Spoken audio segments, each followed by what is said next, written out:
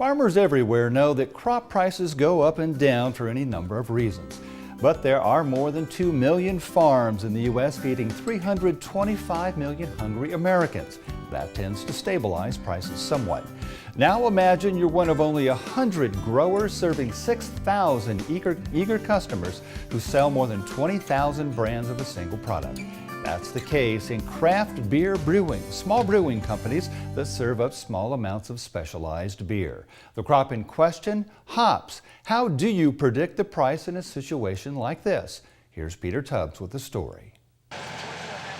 60 acres of trellised vines in Yakima County, Washington are home to a key component of America's burgeoning craft beer business.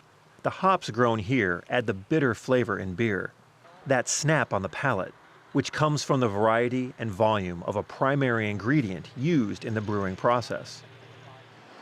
For craft brewers like Nick Bowes of Rock Island, Illinois, the decision on how much of the indispensable spice to use in Bent River Brewing's newest offerings is a delicate balance. So we have a fairly knowledgeable market, around here, and they want the breweries to, what's new, what's next. They want to see, every time they come in, they like to see a different beer that they can try. For brewers, the customer-driven pursuit of hop flavor creates a price conundrum, finding the right hops at a profitable price. However, brewmasters often purchase the vital ingredient blind because the market lacks transparency. Part of the problem is the size of the market. While the industry generates $2 billion in sales each year, less than 100 growers produce the majority of American hops. With over 100 varieties in use, there are essentially 100 separate markets, each susceptible to price swings due to demand, weather, rumor, and fashion. Douglas McKinnon has worked in the hops industry since 2000. We know roughly where the prices have been, and we know roughly what the market will bear. And so then you somehow in the middle there have to calculate your profit and then try to negotiate a good deal with the growers. To avoid being caught in a scarce price environment, both brewers and merchants contract hop sales, often 3 to 5 years into the future.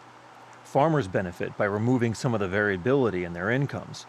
Merchants have a destination for the hops they buy during harvest, and brewers get predictability in their production pricing. We usually end up about third quarter every year trying to sell off some of our excess from our contract because, again, I'd rather be slightly over-contracted than just be not unable to produce one of our core products. The journey of hops from hop yard to beer glass has multiple steps. The hops must be separated from the vine, then sent to a kiln for 8 hours to be brought below 10% moisture. Then packaged in 200-pound bales for storage at 34 degrees until they can be either compressed into pellets or converted to an extract. Hop pellets, if properly stored, have a shelf life of up to 3 years.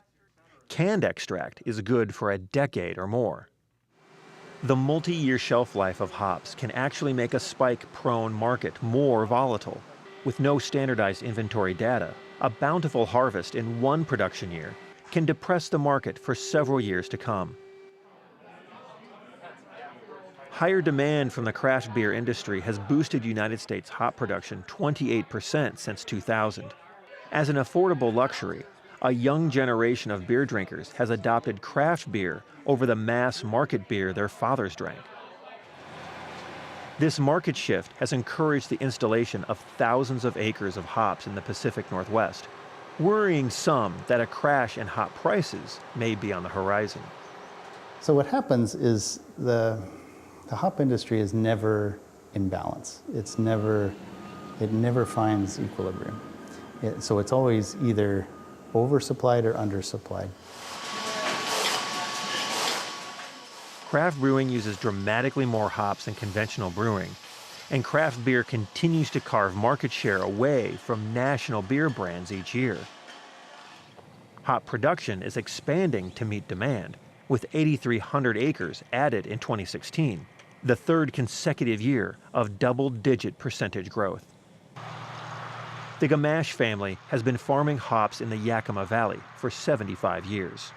So hopefully, by the time that you're harvesting your crop, you already know what you're going to get for it and where you're going to deliver it. The arid Yakima Valley is an ideal growing region for hops, and the climate allows farmers to reconfigure their yards to meet changes in demand year to year. But the opacity of the hop market makes those moves risky without long forward contracts with merchants and breweries. The capital requirements of hops are immense. 10 acres of new hops can cost $500,000 to install and grow the first year, but can gross $12,000 per acre annually. And any plans to process hops require a minimum $2 million capital investment up front. This includes the separator and kiln required to prepare the hops for storage and eventual processing into a format brewers can use. High startup costs acting as a barrier to entry for prospective growers, coupled with the volatility of the hop market, has led to legacy operations with many on their third and fourth generation in the valley. The institutional knowledge is important to weather the lean years when hop prices collapse.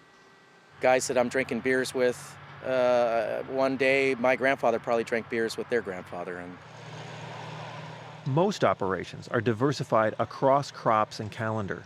Crews will pick hops, grapes, or apples, depending on what is ready that day.